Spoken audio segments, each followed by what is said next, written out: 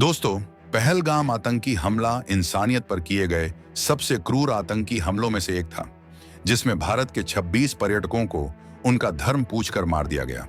जिसके जवाब में भारत ने ऑपरेशन सिंदूर शुरू किया था, जिसमें पाकिस्तान में स्थिति कम से कम 9 आतंकी ठिकानों पर भारत ने एयर स्ट्राइक किए।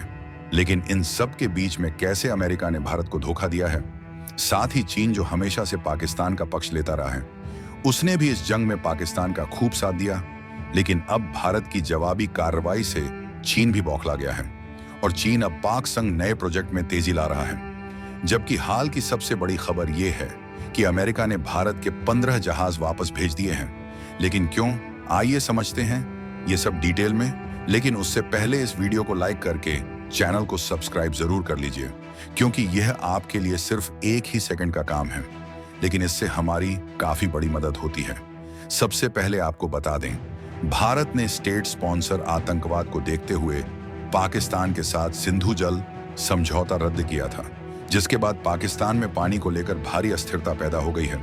लेकिन इस बीच उसके दोस्त चीन ने कहा है कि वो खैबर पख्तूनख्वा प्रांत में बनाए जा रहे एक बांध को जल्द से जल्द पूरा करने जा रहा है, जो कि स्वात नदी पर मोहम्मद हाइड्रो पावर प्रोजेक्ट के लिए बनाया जा रहा है। और देखा जाए तो चीन की सरकारी company China energy engineering corporation 2019 से खैबर पख्तूनख्वा प्रांत में मोहम्मद हाइड्रो पावर प्रोजेक्ट पर काम कर रही है और यहां पर इस प्रोजेक्ट को अगले साल पूरा किया जाना था। लेकिन पानी की कमी को देखते हुए पाकिस्तान आनन फानन में चीन के साथ मिलकर इस प्रोजेक्ट का काम आगे बढ़ा रहा है। खुद चीन के सरकारी ब्रॉडकास्टर सीसीटीवी ने बताया कि बांध पर कंक्रीट भरने का काम शुरू हो गया है और यह पाकिस्तान के प्रमुख नेशनल प्रोजेक्ट्स के लिए बांध का निर्माण मील का पत्थर साबित होगा, जो काफी तेजी से आगे बढ़ रहा है।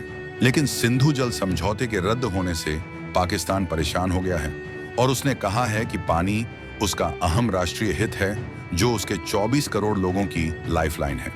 और यहां पर सिंधु जल समझौते के रद्द होने के बाद पाकिस्तान आए दिन शिकायत कर रहा था कि भारत की तरफ से अचानक पानी छोड़ने की वजह से उसके यहां बाढ़ आ जा रही है। हालांकि भारत ने इन आरोपों से इनकार किया है। लेकिन यदि भारत ज्यादा मात्रा में पानी छोड़ देता है तो पाकिस्तान के प्रांतों में बाढ़ आ सकती है और उसकी कृषि को गंभीर रूप से इफेक्ट पड़ेगा। लेकिन पहलगाम हमले के जवाब में जिस तरह भारत कार्रवाई कर रहा था, उसका पाकिस्तान के पास कोई जवाब नहीं था और पाकिस्तान हारने पर मजबूर हो गया था। लेकिन इसी बीच अमेरिका द्वारा दोनों देशों के बीच सीज फायर का ऐलान करवा दिया जाता है।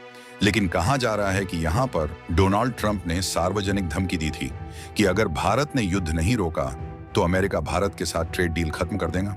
और यहां पर डोनाल्ड ट्रंप ने खुद माना है कि उन्होंने $1 बिलियन की ट्रेड डील रोकने की धमकी दी थी और उसी शाम 5 बजे भारत को युद्ध विराम के लिए मजबूर किया गया।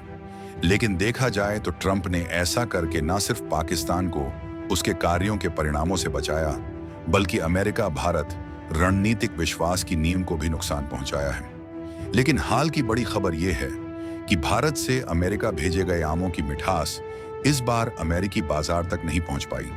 दरअसल हाल ही में अमेरिका के विभिन्न airports Los Angeles, San Francisco और अटलांटा पर भारत से भेजी गई आमों की कम से कम 15 खेपों को वहां के अधिकारियों ने खारिज कर दिया। इन शिपमेंट्स को मुंबई में अंतरराष्ट्रीय मानकों के अनुरूप विशेष रेडिएशन ट्रीटमेंट के बाद एयर कार्गो के जरिए रवाना किया गया था, ताकि फलों की गुणवत्ता और सुरक्षा सुनिश्चित की जा सके।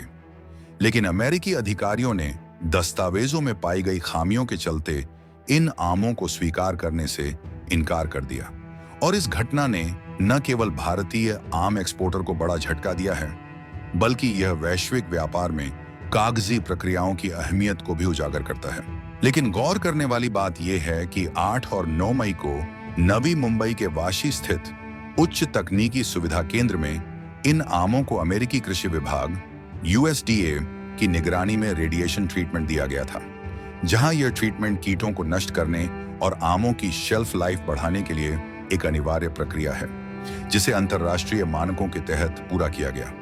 हालांकि जब ये आम अमेरिका पहुंचे तो वहां के अधिकारियों ने दस्तावेजों, विशेष रूप से रेडिएशन से जुड़े जरूरी PPQ 203 फॉर्म में खामियां बताते हुए इन शिपमेंट्स को प्रवेश देने से इनकार कर दिया। बात करें इस प्रमाण पत्र की, तो यह एक जरूरी प्रमाण पत्र होता है जिसे अमेरिकी अधिकारी ही भारत में जारी करते हैं। ऐसे में एक्सपोर्टर्स का कहना है कि यह गलती उनकी नहीं, बल्कि नवी मुंबई में मौजूद रेडिएशन सेंटर की है।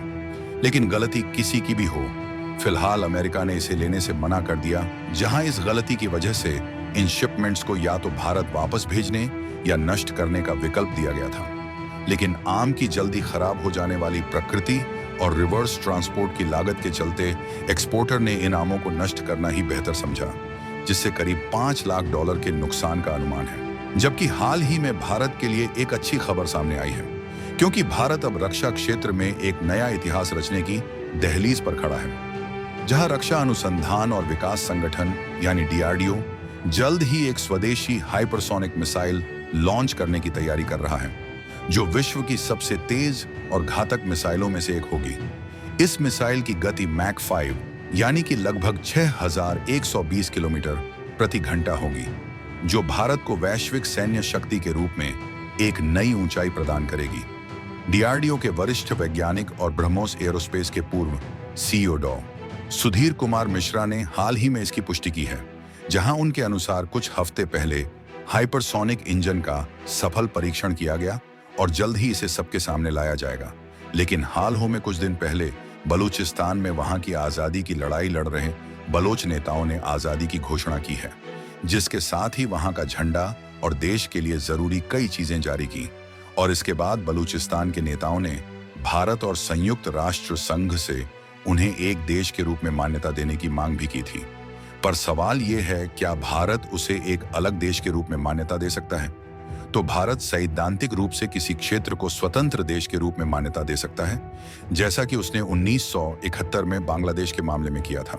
हालांकि बलूचिस्तान के मामले में ये इतना आसान नहीं है, इसलिए भारत ने इस मुद्दे पर अब तक कोई आधिकारिक बयान नहीं दिया है।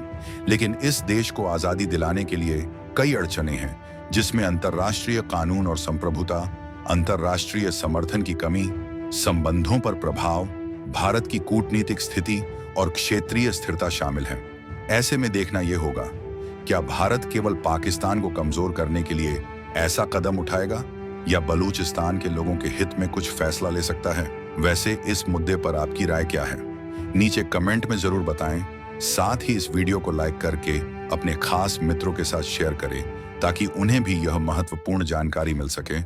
और इसी तरह की और भी इंफॉर्मेटिव वीडियो पाने के लिए चैनल को सब्सक्राइब अवश्य करें। जय हिंद, जय भारत।